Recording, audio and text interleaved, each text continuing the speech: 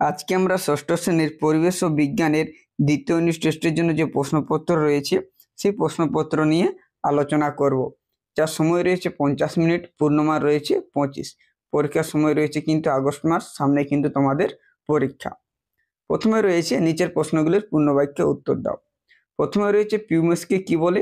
না, পিউমিসকে বলে ঝামা পাথর। তারপরে রয়েছে ফসিল বা জীবাশ্ম কোন শিলায় দেখা যায়? না, ফসিল বা জীবাশ্ম দেখা যায় পাললিক শিলায়। তারপরে রয়েছে পিতল কোন কোন মৌল দিয়ে তৈরি হয়? উত্তর হলো পিতল, তামা ও দস্তা দিয়ে তৈরি হয়। তারপরে রয়েছে এলপিজির সম্পূর্ণ নাম কি? না, এলপিজির পুরো নাম হচ্ছে লিকুইফাইড পেট্রোলিয়াম গ্যাস। তারপরে রয়েছে বেগ কোন ধরনের রাশি? তারপরে রয়েছে আলোর তীব্রতা মাপার এককের নাম কি? এটা হচ্ছে ক্যান্ডেলা। তারপরে রয়েছে সাধারণ তুলা যন্ত্রের সাহায্যে বস্তুর কি মাপা হয়? না, বস্তুর ভর মাপা হয়। তারপরে হচ্ছে পুষ্টি স্তর বা ট্রাফিক লেভেল কাকে বলে? না, খাদ্য স্তরের প্রতিটি স্তরকে বলা হয় পুষ্টি স্তর বা ট্রাফিক লেভেল। তারপরে হচ্ছে শূন্যস্থান পূরণ করো। সূর্যের সৌরশক্তি খাদ্যের মধ্যে ড্যাশ বা ড্যাশ রূপে জমা থাকে। তারপর রয়েছে এর সাথে বলে রাখো কি ড্যাশ রয়েছে, এটা হবে নিউটন।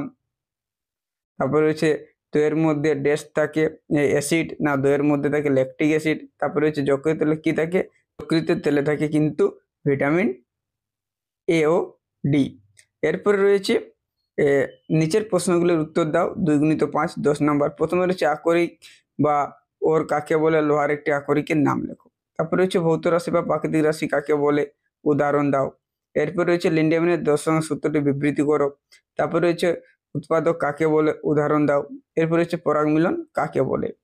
এরপর হচ্ছে চারের দাগে নবীকরণযোগ্য শক্তি কাকে বলে? 2টি উদাহরণ দাও। এই যে প্রশ্নপত্রে তোমাদের আলোচনা করা হলো, এখানে যে প্রশ্নগুলি রয়েছে সবগুলি কিন্তু তোমরা নিজে করার চেষ্টা করো।